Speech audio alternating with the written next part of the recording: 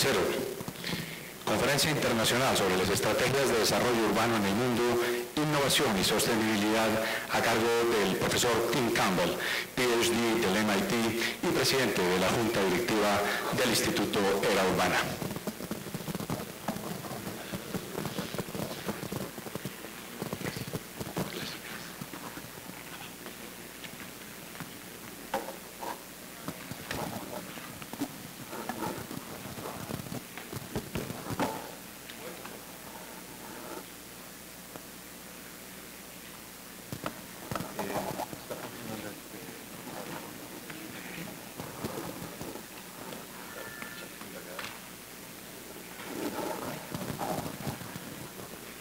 Buenos días todo el mundo. Para mí es un gran placer estar aquí en Bogotá otra vez. Mientras que están cargando la presentación, quisiera agradecer a todo el mundo aquí, particularmente a la Secretaría, su equipo, Fernando, Alfredo y Manuel, por el caluroso bienvenido que siempre siento cuando llego en Bogotá. Los estoy sintiendo ahora mismo esta vez. Estoy feliz de estar entre ustedes y hacer esta presentación.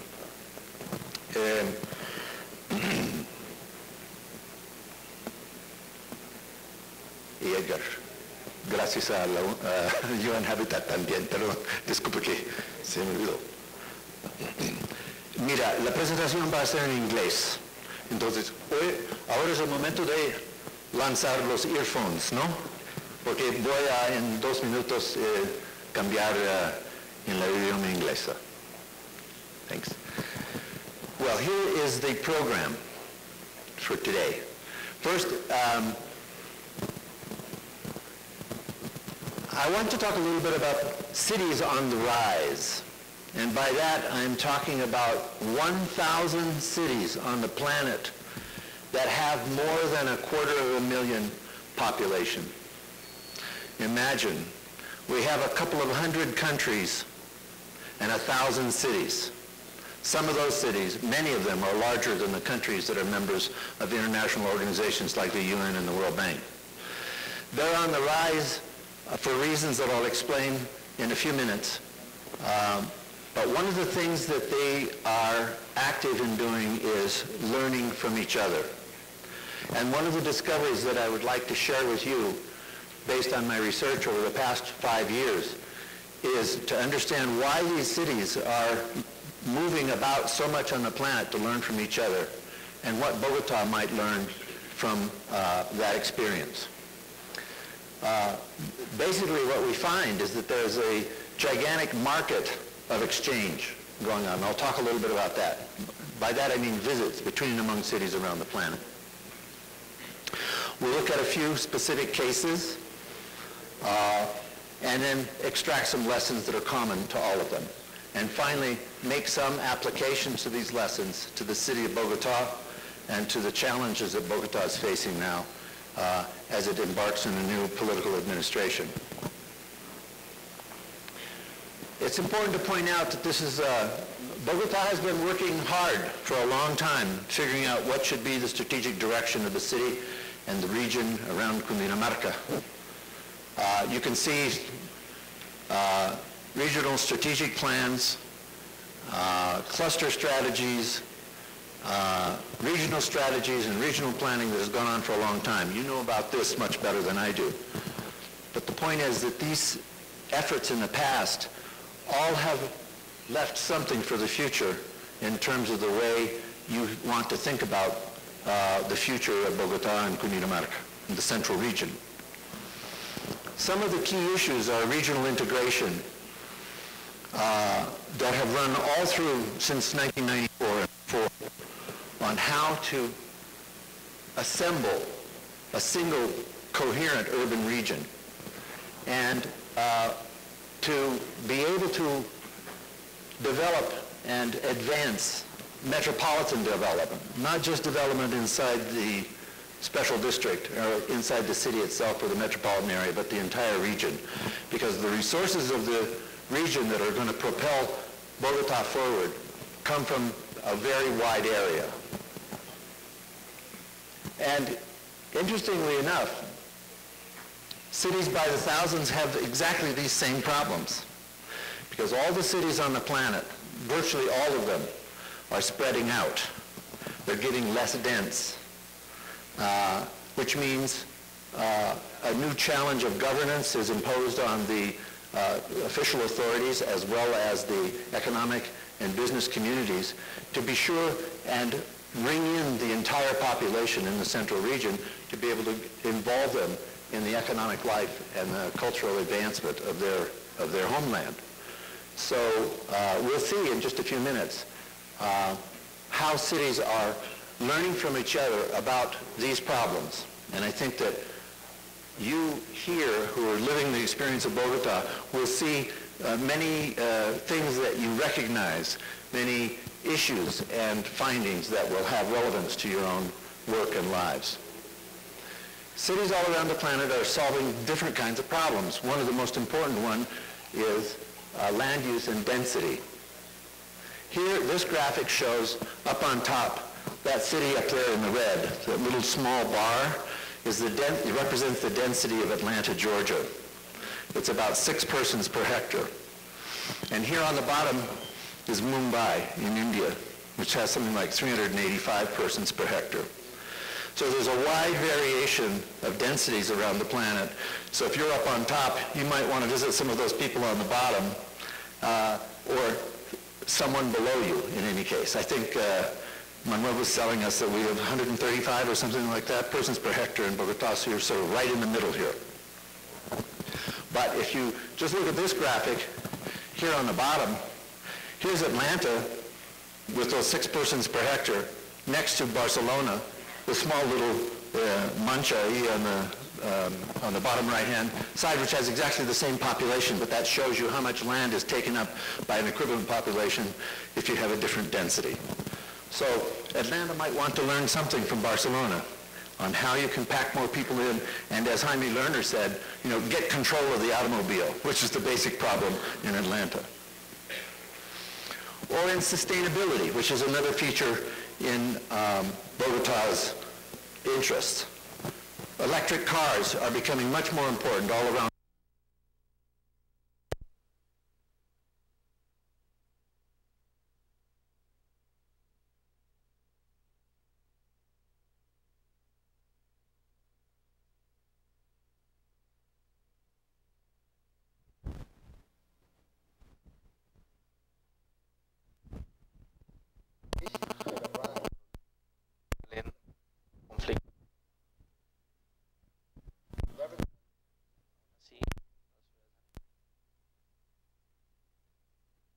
Están ahí afuera.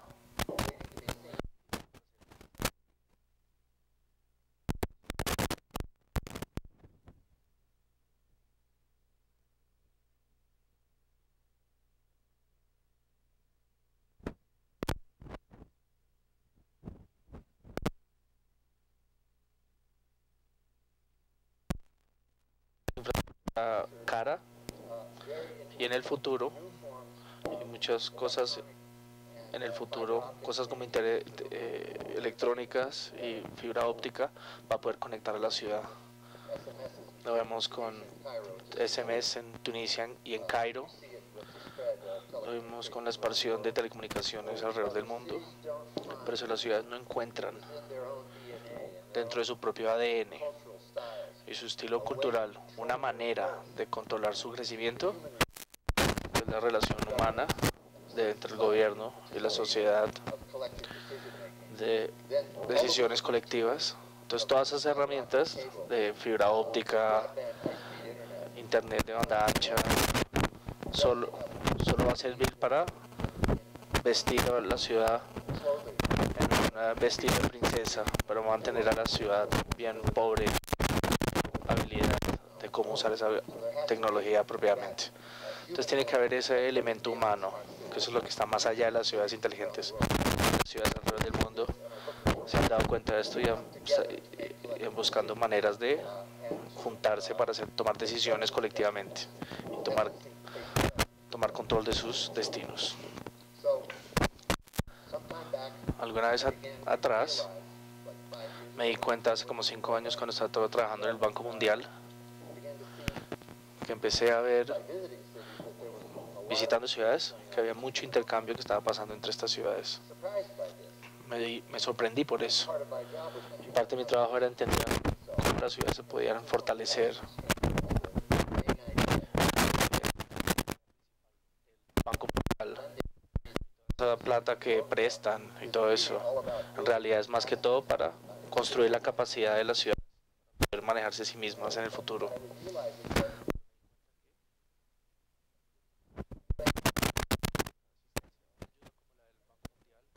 En realidad no va tan lejos si no tiene esa capacidad localmente. Financiar infraestructuras sin tener buenas instituciones que lo pueden manejar no lleva a ningún lugar. Y me di cuenta que las ciudades, aparte de las estrategias nacionales que dijo el Banco Mundial, las ciudades ellas mismas están visitando a sí mismas.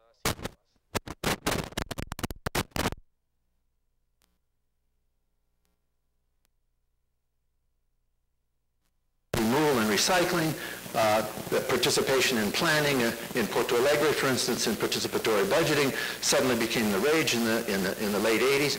So cities began to realize that, I'm a mayor. I have 4 years in my term. I can't be reelected. I have really a short period of time. I've got to solve 6 or 8 different problems. Fires are burning every day. How am I going to solve this stuff? How am I going to get the right ideas? And they quickly began to realize, not just in the public sector, but also the private sector, that by going and visiting somebody else, some other city, in my own country, in my own region, or sometimes around the world, I can find solutions that are faster, less risky, and more easily implementable because it's another city, it's another mayor, it's another civil society partnership talking to me, not somebody from the World Bank with a personal agenda or an institutional agenda, or not a business trying to sell something. So there's another factor in this city-to-city exchange which is really important. You're talking to your brothers and sisters, not to somebody who has an agenda trying to push you in one direction or another. And so I began a survey, organized a survey, sent to 350 cities around the world. 53 of them responded. I asked each of the cities, tell me, where do you get your good ideas? Where do you go? How often do you go? What do you learn? What do you bring back to your own city? How do you validate that knowledge? How do you then incorporate it into your own practice?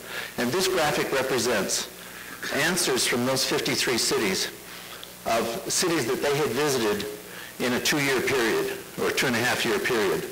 The red dots up here, it's not showing the lines. The red dots up here represent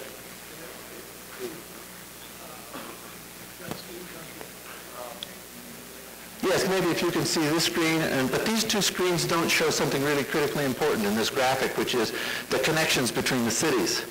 The red dots are the cities that answered the survey. There are 49 of them. The blue dots represent the cities that they named as places they went to visit. And you can see, just look at this. I mean, this is an amazing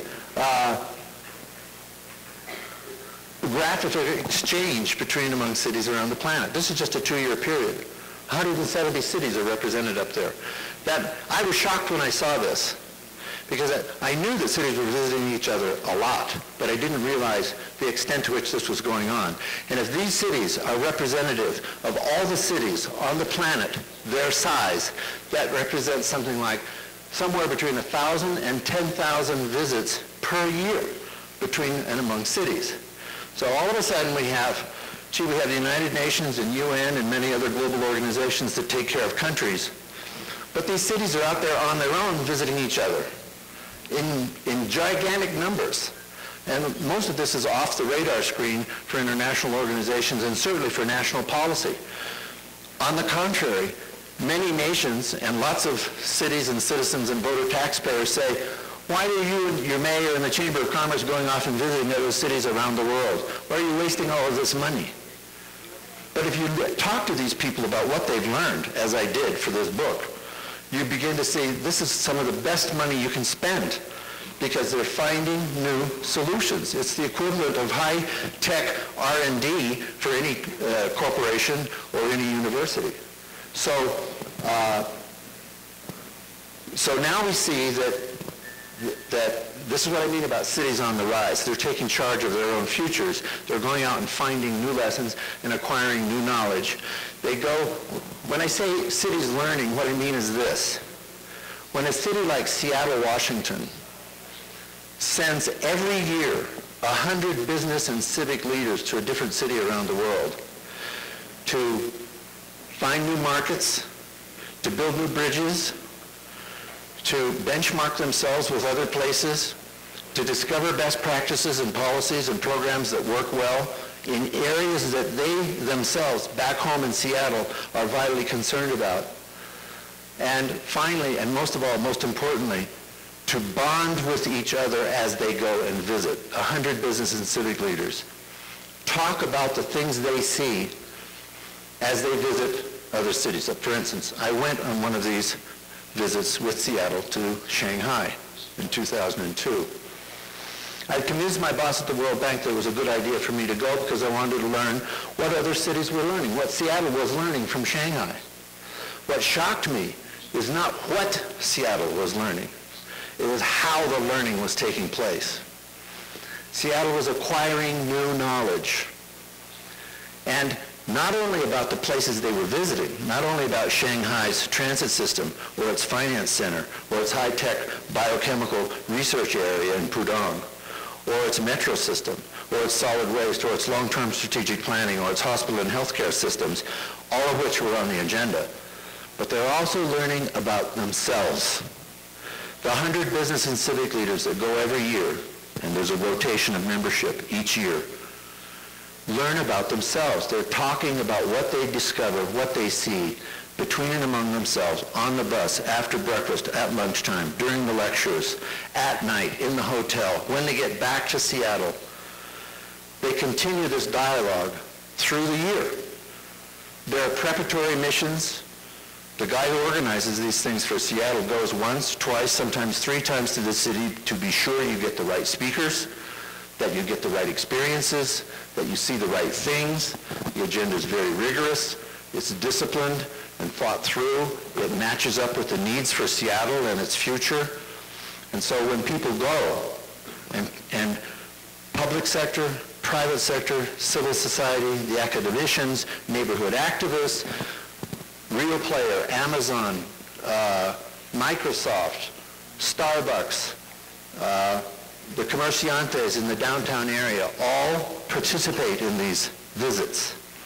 And what it does when they go is they form a new leadership elite in the city.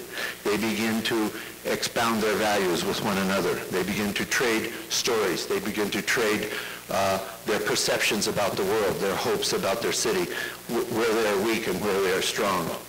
So they're getting to know each other. They're bonding. They're forming social capital, which is the magic sauce in the ability to manage a city beyond the high-fiber, high-tech, virtual connections that seem so promising. Cities learn in many other ways also. They go one-on-one like Seattle does. They sometimes go in clusters. Cities that belong, that share traits, for instance, cultural heritage sites or port cities are good examples, belong to associations, and they learn from each other as well. Or some cities operate as a node to help many other cities in the surrounding areas. Curitiba is a perfect example about that. Or there are city networks already organized. These have appeared in the last 15 years. It's a part of the Cities on the Rise, meaning that membership associations of cities, UCLG is one of them, you might recognize it, Metropolis is another, that involve hundreds of cities, meet every year, help each other lobby their national governments for better policy.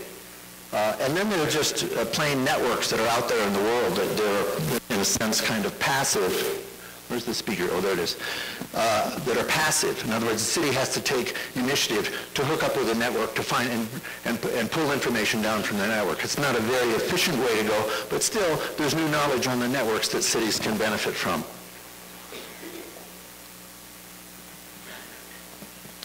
It was critical in the survey to discover also that the people who go on these visits, these 1,000 to 10,000 visits like Seattle does, spend a lot of time on the learning.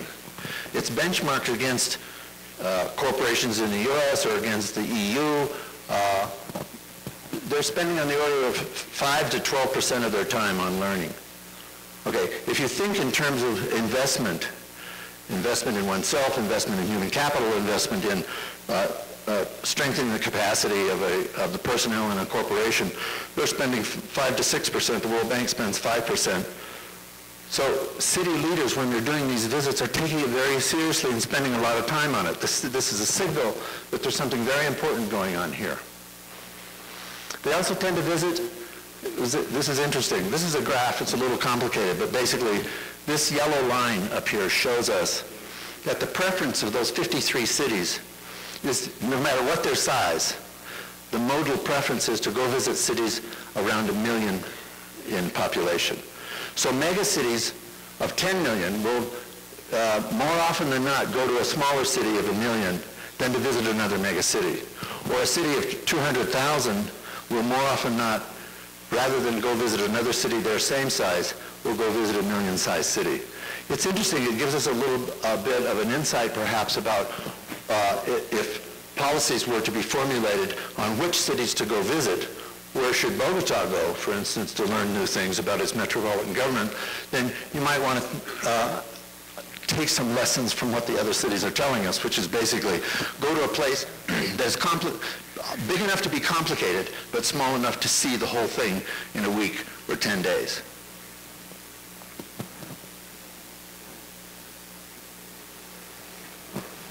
Now, for all of these cities, what varies in the learning process as they go through it? One is it depends on who organizes the study tours. In Seattle, it's the Chamber of Commerce and a special group called the Trade Development Alliance. They have a very wide view. They look at everything. They look at security. They look at cultural things. They look at grassroots planning organizations. They look at economic development. They look at trade. How does the port work? They look at all kinds of stuff. The Chamber of Commerce in a city like Charlotte, North Carolina, tends to look downtown. How is business done? How can we improve the business districts? So organizing the agenda is very important. It has to match the most important ideas and issues that are facing the city. Who's involved in the delegations? Are they broadly representative of the civil society, of the business networks, and of the public sector in the city, or does it only take just business people, or just religious people, or just the transit people? If you're thinking about long-term strategic planning for the city, you better have a very widely representative group to go with you. The scope can be narrow or broad, as I've already pointed out. The destinations, you can see them in one city, Charlotte, North Carolina, to return to this example. 1 year decided, it was during the recession year, they're having a lot of trouble. The financial collapse had taken place. Charlotte, North Carolina is a financial center, or fancies itself as a financial center, and decided to visit itself 1 year. So they organized a study tour, but it was reflexive. They studied themselves. They went and visited as though they were visiting another city and learned. So some people said it was the best visit they ever had. But other cities like Seattle, since 1993, every year have gone to a different city to do these visits. And 30% of the people who went the previous year go the next year. That's why you have this rolling membership in the study tours. And do you do it often? Do you have special themes, or is it just one-off that happens once every 2 or 3 years? These are important variables in how well or badly cities learn. And then when they come home, here's another big message about city visits and city learning. How do you know the ideas that you think are just brilliant out there that we saw in Shanghai or Munich or someplace else are good ideas? How do you know they're going to work back home? How is that processed? And this is another really critical point about the book and about the message for Bogotá. which is these cities create mechanisms, one of the most important of which Fernando already mentioned this morning, is what I call clouds of trust. Clouds of trust consist of the great and the good in the city, from public sector, private sector, civil society, who collectively see, observe something together, learn something together, talk about that something together, and decide whether that policy, that practice, or that program is right for their place, or how it might be modified or improved to be able to work well back home. So these four clouds, the lines are on here also, but the graphics aren't very good. You can't see them very well, but I will explain these in a minute. But each one of these is a city, and the clouds are groups of people, of trusted others, who take part in the collective decision-making about how the city should move forward. Let's zoom in on a couple of those clouds. Up here is the city of Turin. City of Turin in 1993 was facing a major financial crisis and a major political crisis at the same time. They brought in the White Knight, the leader, an engineer from the Politecnico, Castigliani, who was elected as mayor as a reformer. And he immediately opened up a system to bring in new people to plan, to formulate a strategic plan for the city to get them out of this mess.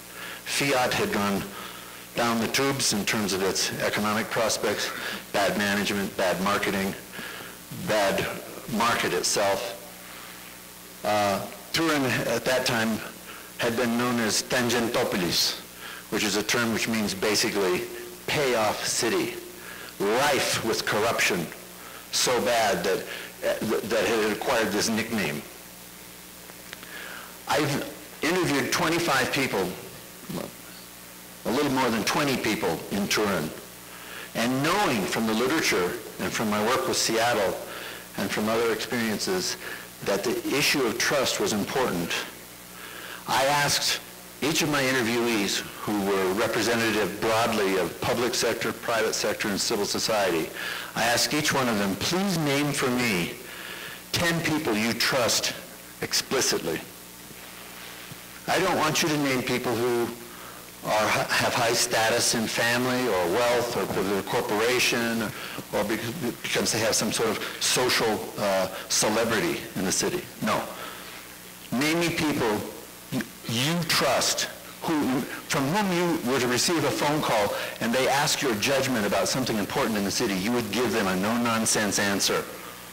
I used a different term when I was speaking to them. I was quite blunt.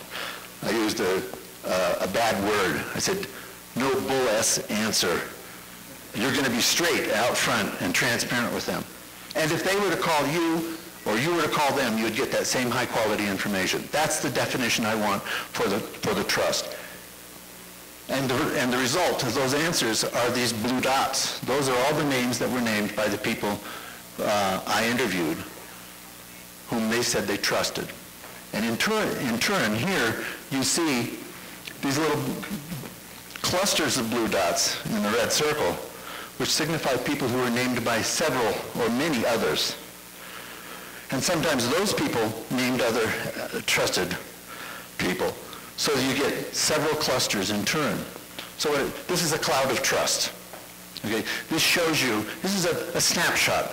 It's a diagnostic tool, okay, which basically represents, for those who were doing strategic planning at the time, between 1993 and 2006, people who were involved in that enterprise, this is an important cloud of trust. It's only a sample. It can be much, much larger than this. Down here is the city of Seattle. Just look at the difference in this pattern. This cloud of trust has a bunch of subclouds, okay, connected by one or two people. For instance, this cloud, this subcloud, and this one are connected by this guy, okay? A couple of features that you can point out here. Up here you have a very tight, coherent group. They tend to be homogeneous. The messages will pass very quickly between and among them. So you get high quality, everybody's on the same page. We all understand our city. We understand each other. We know who to talk to. We're all well connected together. Well, there are only a couple of degrees of difference between these people. Degrees of separation, 6 degrees of separation. You remember, perhaps you've heard about this. The number of jumps you have to make to get to any other person in this graph. Down here it's larger. It's under 2 up here. It's just almost 3 down here. Furthermore, you see hidden leaders here. These are the people who really run the show in Turin, okay, who are named by many others. When I showed this graph to the people in Turin, they said, gee, you mean that guy was the most trusted guy? The mayor wasn't even named in any of these. The guy in the red circle was the rector of the university. A kind of a person so out front, so transparent, such a good listener. Asked many good questions. I interviewed him. Asked many good questions.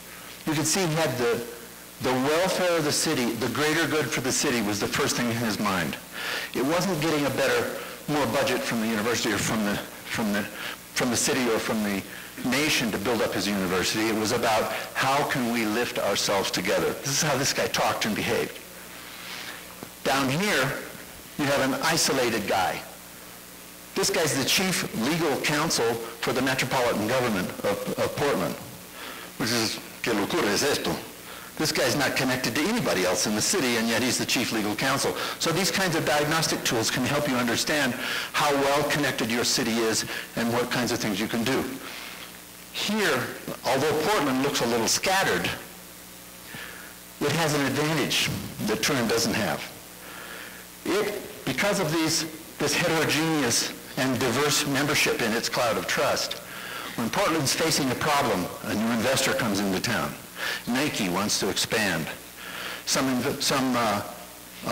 outside crisis happens. The solution to their problem might just lie out in one of these far-flung subclouds.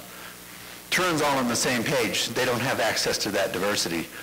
Although they're fast, they don't have the breadth of reach to new ideas. And although Portland's slow, it may have the solution that just might be the trick for the future. Can somebody help me with the timetable here? How am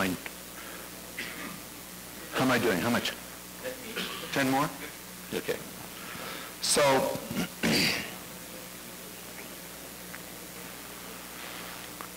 I'll go through this quickly. Cities have different styles of learning. This is another message that comes out of the book. If a city decides that it wants to be a learner, wants to acquire new knowledge, wants to do this systematically, there are a number of different ways to go about it. I found 3 main ways when I was doing research for the book. And I'll illustrate them in just a second.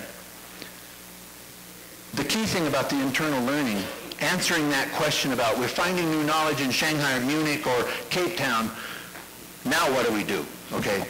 It is building this trust to do those deliberations. That's what those clouds of trust are about. If you have that tight cloud, if you have it broadly representative of the entire city, you're more likely to get a coherent answer and have a coherent view of where you want to go.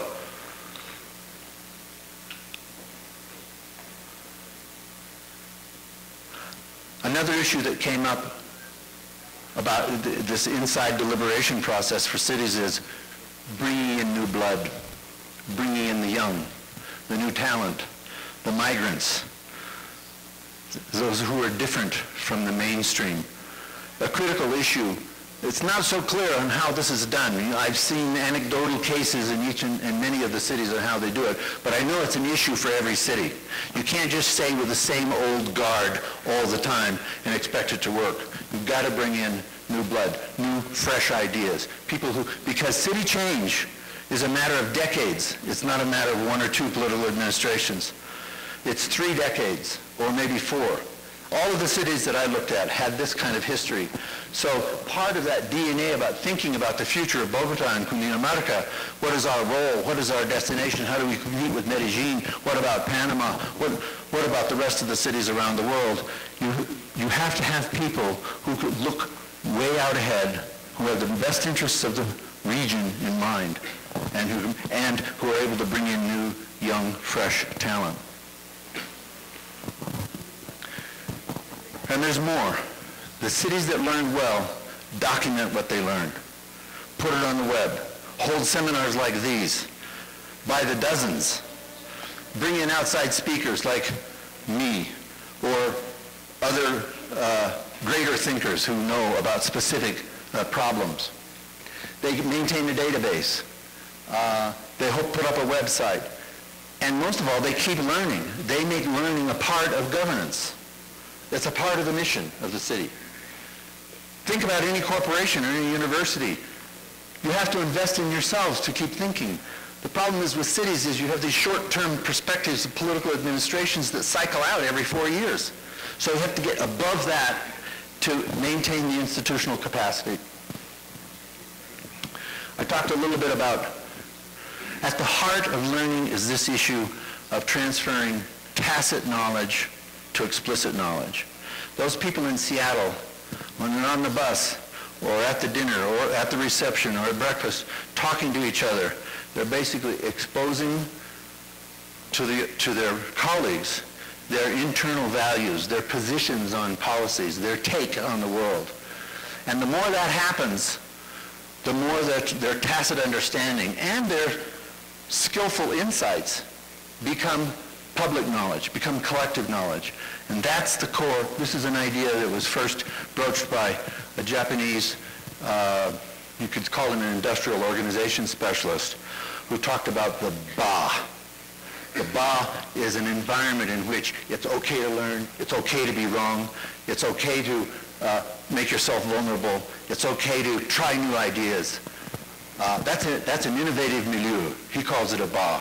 And that creation is part of the social capital and part of the secret sauce of becoming a continuously learning city.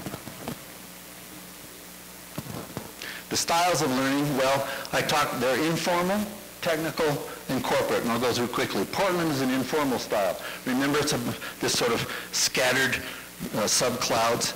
Well, Portland is a place where people migrated, young people, educated, with a high value for the environment, migrated in great numbers, and Portland over many years didn't have written rules about who does what in terms of learning, but accepted a lot of ideas and was open, and did a kind of an ad hoc system of learning.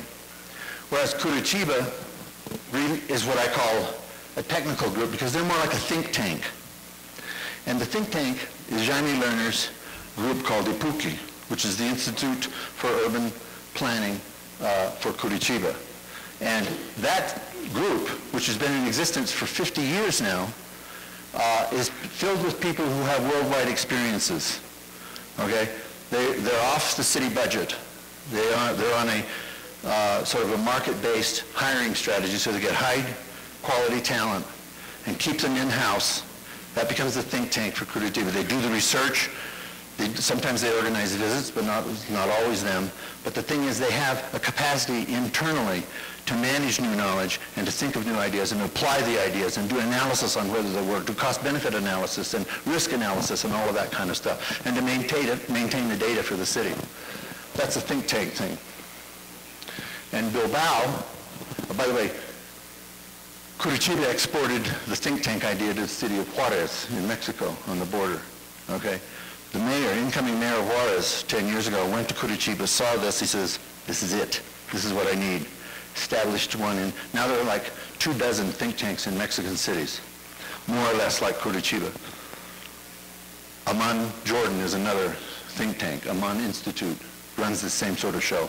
Bilbao is a completely different model. In Bilbao, the city, much like Seattle in the 70s and Bilbao in the 80s, when the European Union and market were being formed, Bilbao realized that its protection from national trade barriers would expose its industries in shipbuilding and steel and make them vulnerable, and they wouldn't be competitive any longer. They knew they had to do something different to make their living. Bilbao's a wonderful story, a great case history to look at. Their solution was to create a corporate entity with elected officials and written rules. So I call it a corporate style of learning. And they do the city tours, they do the city studies, they bring in, they organize all the seminars. They had 40 or 50 seminars when they were figuring out how to revitalize the downtown region that was that led to the Guggenheim Museum, for instance, which is the result of 10 years of planning and thinking, and not the cause of the turnaround in Bilbao. Okay, so I'll skip this. I've talked about Seattle. I've talked about how this is basically get the public to get it. All of these cities have to solve this problem. Public, private, civic. They have to be together. It can't just be the public sector. They cycle out too fast. The private sector's got to step up and play a role. But they have to do it in a way that thinks of the best and the long-term future for their place. So let's not worry about most of this slide. Let's look at, if you look at the way cities learn, just look at these top 3 boxes. There are 3 kind of orders of learning, one might say. Here, you go out and find new ideas, and you write them down and you accept them. That's the first order of learning. Almost everybody does that. Here, if you take another step, you institutionalize that process and create the tissue of remembering. You have an institutional capacity. You keep the data, you hold seminars, you document everything, you discuss it a lot. If you're really on top of the pile, you create a BA, an institutional, an innovative milieu. And that's the top of the game. Some cities have managed to do that. Okay, so how about Bogotá? What does it mean for Bogotá? So I reorganized the map you saw earlier and put Bogotá in the center. Bogotá answered some of the questions that I had posed. By the way, this was methodologically a little messy, a little dirty. It wasn't very rigorous. It'll be better for the next book. But the people who answered for Bogotá pointed out that Santa Cruz, Bolivia, and Mexico City visited Bogotá in these particular years, and Bogotá itself went to Chicago and to Stuttgart. Now, I'm certain that representatives of Bogotá went to many other cities, but the fact that these Chicago and Stuttgart were there were key indicators that Bogotá is thinking about their industrial relationships, pymes, revitalization of downtown, and environmental issues. Those are basically what Stuttgart and Chicago represent. But Bogotá might think about what is a good match for your case, the city of Bogotá. Where would be good places to go to learn something? I think this would be a first exercise to do if I were president of Bogotá. I would say, let's look around the world.